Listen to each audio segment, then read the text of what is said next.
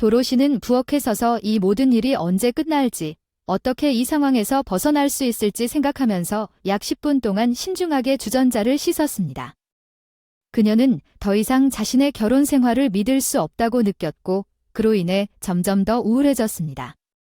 모든 것이 시작되었습니다. 네이선은 낭만적이고 매력적으로 그녀에게 구애하고 있었습니다. 그는 창문 아래에서 그녀에게 세레나데를 불렀습니다. 그녀가 무엇보다 난초를 사랑한다는 것을 깨달을 때까지 매일 그녀에게 꽃을 주었고, 그 후에는 그 꽃만을 주었고 도로시는 그것이 그것이라고 생각했습니다. 아마도 난초가 없으면 영원히 그럴 것입니다. 그러나 확실히 그녀 옆에 네이선이 있으면 네이선은 도로시에게 그의 아내가 되어달라고 요청했고, 그녀는 즉시 그녀가 결혼식에서 행복으로 빛나는 것 같다고 동의했고, 네이선은 그들이 살고 있는 그녀에게 영원한 사랑의 서약을 계속 속삭였습니다. 네이선의 부모님이 몇 년 전에 그에게 선물한 아파트는 도로시와 그녀의 대학 친구 셰런이 3년 동안 디자이너로 일했던 사무실 옆에 있었습니다. 트루 셰런도 곧 결혼하여 남편과 함께 이웃집으로 이사했습니다. 도시 도로시는 아파트를 좋아했습니다. 그녀를 짜증나게 한 유일한 점은 두 방 중 하나가 악기로 가득 차 있다는 것이었습니다. 네이선은 음악가이자 밴드 리더였지만 성공하지 못했고 그들의 공연은 돈을 가져오지 못했습니다. 네이선이 음악 활동 외에 벌 수 있는 모든 것은 돈이 되지 않았습니다. 도로시는 처음에는 리허설과 장비 운반에 보통 돈을 썼습니다. 도로시는 일을 하고 돈이 충분했기 때문에 도로시의 가정 문제는 그녀를 괴롭히지 않았습니다. 그러나 아이를 낳은 도로시는 가정생활에 몰두했고 네이선의 도움이 얼마나 그리웠는지 느꼈습니다. 그는 항상 자리를 비웠습니다. 리허설에서 일부 밴드 문제를 다루고 거의 항상 술에 취해 집에 오는 도로시는 그에게 저녁을 먹이고 이야기만 하고 싶었지만 변덕스럽고 심술궂은 아내가 되고 싶지 않았고 아들이 태어난 지 하루 만에 아무 말도 하지 않았습니다. 작은 스펜서와 함께 산책하러 가세요. 그녀는 적어도 30분 동안 자고 좀 쉬고 싶었지만 그녀의 남편은 놀라서 그녀를 바라보며 짜증스럽게 이것이 당신의 책임이라고 말했습니다. 도로시, 나는 이 모든 말도 안 되는 일을 할 수 없습니다. 내가 잘 알려진 음악가가 되든 말든 도로시는 아무것도 변하지 않을 것이라는 것을 분명히 이해했고 그것은 그가 오랫동안 그녀에게 난초를 주지 않았기 때문이 아니었습니다. 네이선은 많이 변했고 그는 신경 쓰지 않았습니다.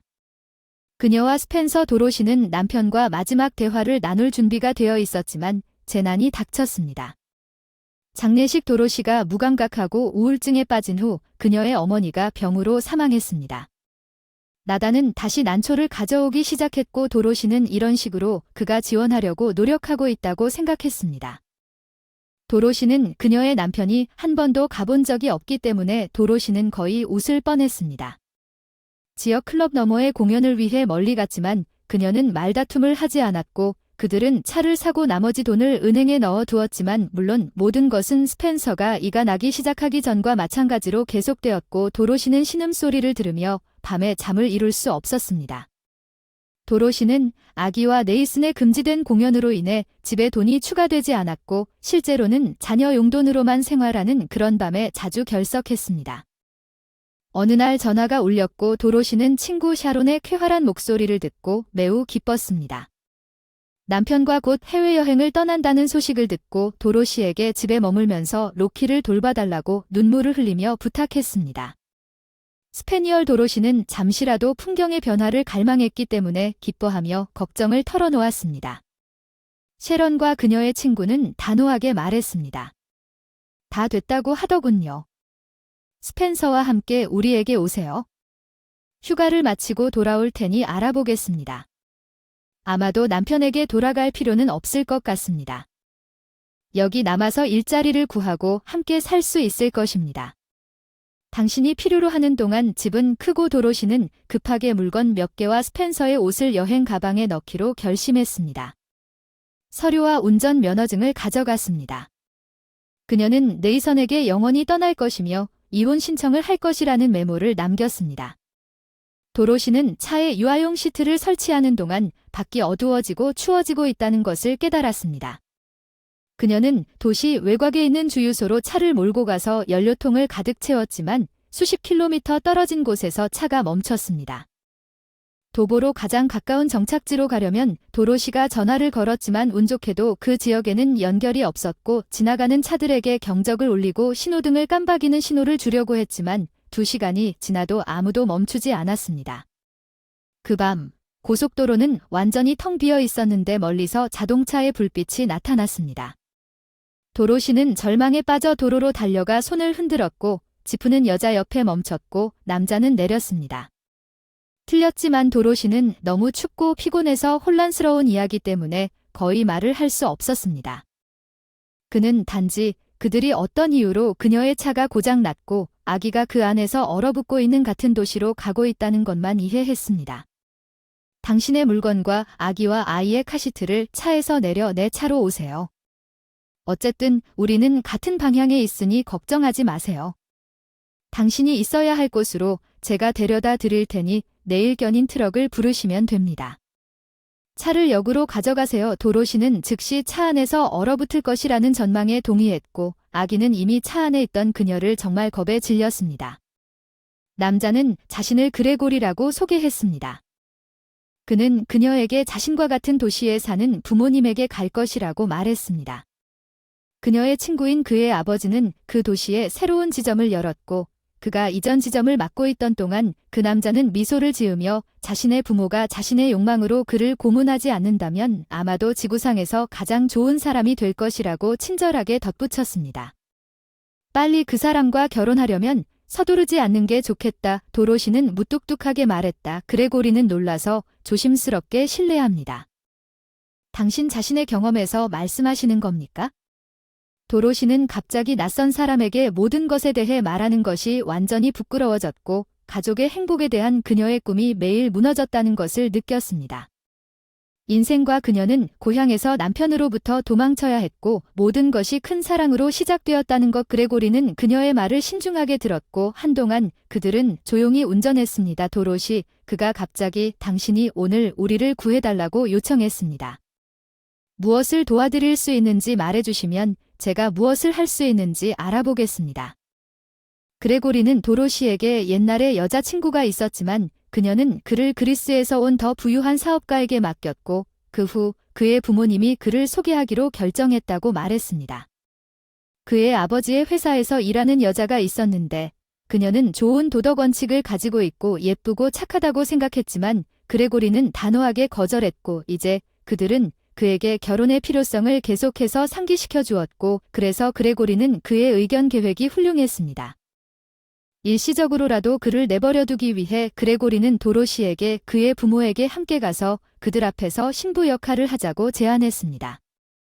도로시는 처음에는 전에도 하고 싶었지만 도로시가 그에게 감사의 빚을 졌다는 것을 기억하고 그냥 웃으며 동의했습니다. 알았어, 그레고리. 하지만 내일만 말야.